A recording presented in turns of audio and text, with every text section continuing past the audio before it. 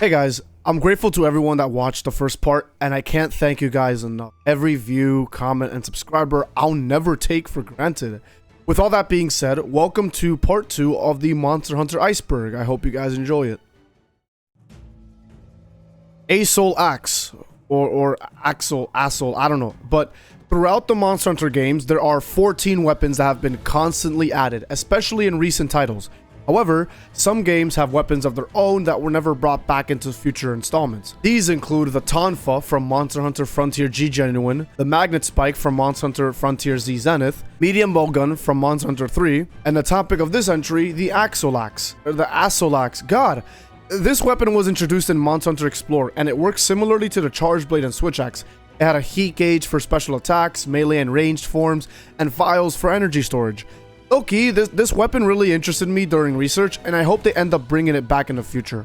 Extinct Species. This entry refers to the many extinct species in Monster Hunter, either from competition with other species or simply evolving into a new species entirely. Some of these species still exist today, indicating that they were believed to be fully gone. However, Capcom has other plans for them. For example, the flagship of Monster Hunter Wilds, Arkveld, was believed to be extinct until its discovery in the Forbidden Lands. Fatalis update wasn't planned. From what I gathered, there's this Reddit post by u/Miami Games where OP lays out their thoughts as to why Fatalis might have not been the planned final boss of the title updates in Monster Hunter World Iceborne. They believe the devs meant to put a final monster much stronger than Fatalis, at least going off of the in-game dialogue after you kill the Black Dragon. White Fatalis kills the player. White Fatalis, aka Old Fatalis, is the strongest variant of Black Fatalis, the final boss of most of the main games. I don't know what this is referring to, except maybe every time this thing kills a hunter during gameplay, but I thought there was going to be some lore reasons as to White Fatalis killing some famous hunter or something, but that didn't seem to be the case. More development spent on forests and wastes. I'm assuming this entry is referring to the ancient forest and wildspire waste maps in Monster Hunter World, but that doesn't make sense since in the Monster Hunter World official complete works, it stated that the latter was meant to be something much different to what we have now, like including Lagia Cruz and being more of a marsh instead of a desert. Tonfa. The Tonfa, much like the Axolax, was a one-time weapon introduced in Monster Hunter Frontier G Genuine. From my research, this weapon was a mix between dual blades and hammer, with fast flurries of attacks that dealt impact damage to the head. It also shared the longsword's gauge mechanic that you can fill up to gain an attack boost. Another really cool weapon which I would have loved to see in future games. Mysterious roars in the forest and hoarfrost. These are two roars that you can hear as you leave specific camps in the ancient forest and hoarfrost reach. Fortunately, or unfortunately if you're expecting something cool, it's just two wraths or two Legianas calling for help apparently.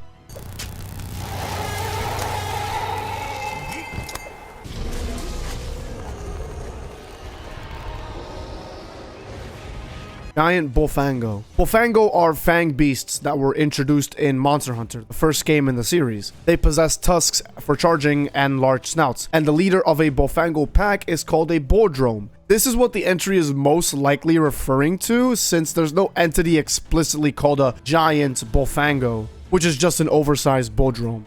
Lava Canyon. Lava Canyon is an area introduced in Monster Hunter Portable 3rd and is the home of a Cantor. That's it. There's like nothing else to know about this. It's just a canon area in the game. Ghost Kcerber. Before I looked this entry up, I thought it was going to be some cool lore bit about a character that died and secretly haunts the player or something, but no. It's just a goddamn beaver. Seriously? Sky Corridor weapons inspired Safis. Safi'jiiva, more on him later, is the adult form of Xeno'jiiva and is a siege monster, meaning you might need to do multiple quests to fully kill him. His weapons have a unique design to them, so much so that players believe that the designs were inspired by the weapons you get from completing events in Sky Corridor, an area that was present in earlier games. But honestly, I don't see it. Like, what's the similarity here? Magnet Spike. Just like the other two weapons from before, Magnet Spike was an exclusive weapon only introduced in Monster Hunter Frontier Z Zenith. This weapon, much like the Charge Blade and the Switch Axe, has two forms. The first form is used for slashing, while the second one is used for impact KO damage. It has a magnetic field allowing the hunter to easily wield it and move around fluidly. It can also be attached with a magnetic field gun, which can be used to fire a sphere that you can magnetically attach yourself to, allowing quick travel. Chinese New Year Event Quest. So the later Monster Hunter games have a greater number of diverse event quests that are only available during specific times of the year. The only one with a lunar year event is Monster Hunter Now, Capcom's first successful Monster Hunter mobile game. I wouldn't call it an event quest though, since there are multiple, but I think that's what this entry is talking about. Monster Hunter World leaked monster list. Back when Monster Hunter was about to release, players got access to a leaked list that contained all of the monsters that were to be released for that game, including the Iceborne DLC monsters, which is kind of insane how Capcom had all of this in mind though, so props to them. Monster Hunter Orage, or Orage? I don't know. Monster Hunter Orage is a manga by Hiro Mashima, the creator of Fairy Tail. It follows Shiki and his companions as they hunt the legendary elder dragon Myoga-Luna. The series combines the classic elements of Monster Hunter with a lighthearted, character-driven story in Mashima's distinct art style. Unfortunately, this only lasted from April 4th, 2008 to May 2nd, 2009. Safi was luring Alatreon. Back to Safi'jiiva, there's speculation that his presence in the secluded valley was luring Alatreon to the area, since they are both immensely powerful and the fact that elder dragons are drawn to each other to some extent. Some fans theorize that Alatreon was drawn by the massive energy Safi'jiiva was absorbing, seeking to prevent Safi from obtaining power strong enough to rival that of a black dragon. Nergigante concept art. I believe this is referring to when you look up the concept art for Nerg. It shows him to look more brutal and was probably meant to exaggerate his healing capabilities, as well as to solidify his reputation as the Eater of Elders. Early Gypsyros. This might be talking about an early concept art for Gypsyros. All I could find was this photo on Tumblr depicting the monster in a more dumb state of mind. Monster Hunter novel. Apparently, there exists some books that depict characters, who are the hunters, and their journey on being hunters or protecting their village from the monsters. A good example would be Monster Hunting 101 by Andrew Karavik. Sorry if I butchered that name, but that's all I could find. Gilkuza. Gilkuza is a monster that was present in Monster Hunter Orage. Remember that manga I told you about earlier? Yeah, this is a flying wyvern with flesh so thin it looks like a zombie. That's it. I really got nothing else to say. Crimson Pale Nergigante. Originally, I thought this was just concept art, and it's not canon at all, but it is a mod on Nexus Mods that lets you fight a Nergigante subspecies that commands lightning and fire. This would have been a great hunt if Capcom put it in canon, but it looks cool nonetheless, so props to whoever decided to program this. M-Garon targets party leader. M-Garon is a fanged beast that was first introduced in Monster Hunter Frontier G. It has dark red fur as well as the ability to breathe fire and move really fast.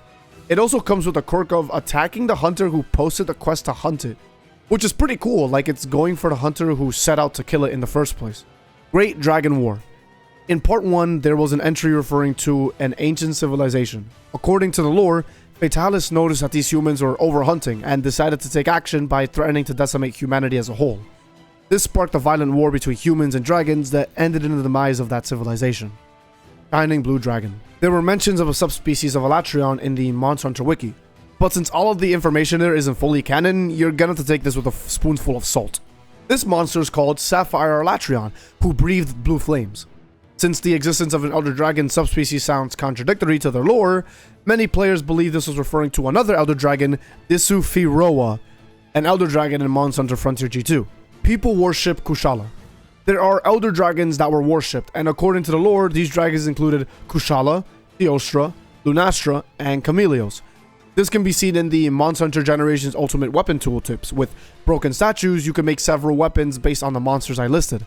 In fact, they do mention that the weapons were made to honor those elder dragons. Hell, for the cherry on top, Eucanlos and Acantor both have God in their epithets, which they didn't name themselves, so it must have been the people worshipping them at some point. Lao-Shan Lung was running from Fatalis. Lao-Shan Lung is a siege monster in games like Monster Hunter Generations Ultimate and Monster Hunter Frontier United. The entire hunt revolves around you repelling this ancient elder dragon from reaching the fortress meant to prevent its rampage. However, once you do, it turns and flees in a completely different direction. Everyone believes that Lao is running from Fatalis, and judging by the fact that this statement is mentioned in the Iceborne lore book, I'm gonna go ahead and say it's true too. Fire, Temple, Chanting, and Jungle. So this is referring to the music used in the jungle map in Monster Hunter Generations Ultimate, which is related to an Ocarina of Time controversy way back in the early 2000s that involved Islamic chanting that was sampled in the track of the Fire Temple map of that game. Something similar can be heard in the track used in the jungle map. Ancient Serpent. Remember in Tier 5 when I talked about extinct species? The Ancient Serpent, or Ensepronantis in the Fanon wiki, is one that is absolutely extinct, yet when looking up info, you read that it was capable of enough destruction to be labeled an elder dragon. This was due to its destructiveness when it came to settlements on the sea, to the point of the guild labeling it as slay on sight. Gaia Dragon. More of a concept than anything, a Gaia Dragon is said to be able to resonate with nature itself, allowing the environment it's in to shape to its will. Because of this, people believe that Zora Magdaros is a Gaia Dragon following this concept. Fantasy concepts. This might be referring to how it was believed that early in the development of Monster Hunter, the series leaned more heavily into traditional fantasy elements like concepts such as magic and more mythical creatures. Over time, these ideas were replaced with a focus on realism and ecological consistency, grounding the monsters as part of a believable ecosystem. However, things like Kushala Daoro's metallic body or Shagaru Magala's divine imagery at least hints to what the series might have been in its early stages. Zora has 4 hands. There is a Twitter post that was made to show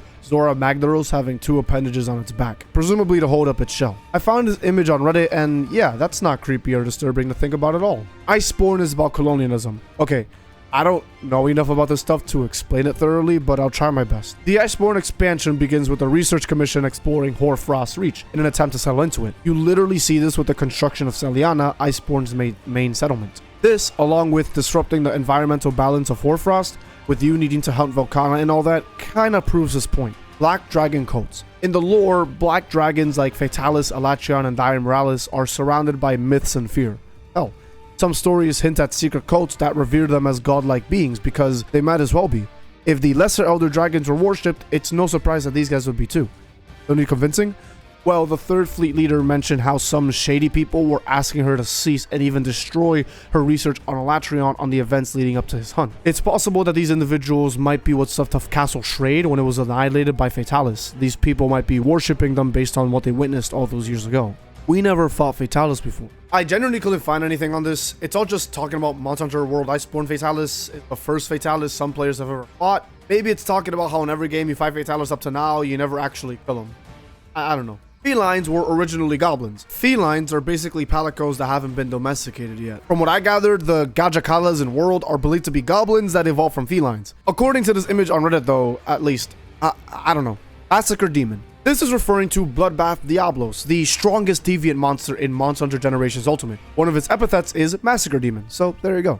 Elder's Recess Giant Turf Wars. Okay, so I have no idea what this could be referring to. I see a lot of people saying that they don't get any turf wars at all, and I see others saying that they see them all the time. This is a future edit, by the way. I could have left it out and said it normally, but I just couldn't lie and deceive you guys like that. According to a comment on Reddit, there was concept art of Lao-Shan Lung and Dalamador duking it out in the background, acting as an environmental hazard. That would have been so cool, to be honest, but I can understand why Capcom didn't go through with it. That being said, I still couldn't find this concept art that the comment was talking about, so I guess we just kind of leave it up to imagination. We killed the Sapphire Star. Alright, so bear with me here. In Monster Hunter World, the Sapphire Star is a symbol of hope. This is repeated many times by the NPCs throughout the story. However, in the Tale of the Five, a book that I went over in part 1, you should go check it out, but if you haven't, why are you this far into part 2 without checking out part 1? Anyway, the Tale of the Five mentions a dragon that ascended and became a star that shines a bright blue, a sapphire blue. For those of you wanting me to say it, this dragon is none other than Xeno'jiiva. So us killing him also means we kill the Sapphire Star in that sense. Crypt Hydra. Crypt Hydra is a monster that's basically in our Carcos from Monster Hunter Generations Ultimate, but in a tome setting, where one is wrapped up in cloth and both heads command different elements. Ranjamat is the golden one that uses the earth element, and Selenu Effet is the wrapped one that uses necrosis, which can rot flesh. People think that something like this will make an appearance in Monster Hunter Wilds, but I guess we shall wait and see. Pale Tree Forest. Okay, I know we are nearing the end of the iceberg, but I couldn't find anything relating to or even remotely mentioning a Pale Tree Forest. The only thing I can kind of stretch is there is a tree dragon that resembles Gravios, a flying wyvern that is mostly white and gray, and this concept has trees growing on its back. I don't know. I wanted to mention earlier that I'm sorry if I can't give good explanations on everything, and I'll make up for it in future entries, but thank you guys for putting up with any inconsistencies that I've made so far. Deserted Island Glitch. In Monster Hunter Tri, in the Deserted Island map, if you jump off the Rathalos nest and a teammate shoots at you while you're descending, you can get sent backwards far enough to land on an impossible ledge. Then, after some careful creeping, you can go out of bounds. It's pretty cool to see for yourself. Frontier is the ancient civilization. This is a popular theory that revolves around the AC. And wait, is it talking about Monster Hunter Frontier? I think it might refer to how the game in Frontier is literally us playing in the ancient civilization, but the more I think about it, the more I get confused, and nowhere on the internet, at least from where I'm looking, has no information on this. Again, sorry guys, I just don't know what to do about stuff like this. Okay, this one I can actually talk about. In the concept art, there is a monster that resembles a dragon of sorts, with trees growing out of its back. However, I think this might have been referring to early concept of Gravios, but honestly, that's just my headcanon. Chara is an origin dragon. Again, this might be talking about the Tale of the Five, where Origin Dragon is most likely another name for the 5 dragons that created everything. Chara is said to be the one who lifted its gaze into the sky and became the mountains. Pretty cool, right? The world is our Earth in a different timeline. So according to some forums, it can't be Earth since the size of some dragons that have existed wouldn't have been allowed to get to that point due to gravity. There's also the moon, which looks nothing like ours, and honestly, that's enough to convince me. Every copy of Monster Hunter is personalized. This is actually kind of funny because it's inspired by the Super Mario 64 version of the Iceberg, but basically, this is just talking about how you can literally personalize and customize your character with any combination of gear, clothing, charms, etc. And this marks the end of our Monster Hunter Iceberg. Thank you guys so much for watching. I will never stop being grateful for the people who support this channel one way or another. A few announcements I do want to make. This channel will be focused on Monster Hunter only, so any video ideas I have will be posted here. However, since I still want to play different video games and put my personality out there, I've decided to make a second channel focused on gaming. So go check it out if you want to see me play there, and it's also going to be my channel for streaming as well. Also, check out part 1 if you haven't already. The Discord server link is in the description below, and I hope to see you guys there. I want to grow this into something I can be proud of, so I humbly ask you to help me get there. You know what to do, leave that like and subscribe. You can also drop a comment in case you guys want me to cover anything else in the future. It really helps the channel, and you can always unsubscribe if I stop making good content. In any case, I will see you guys in the next video. Love y'all.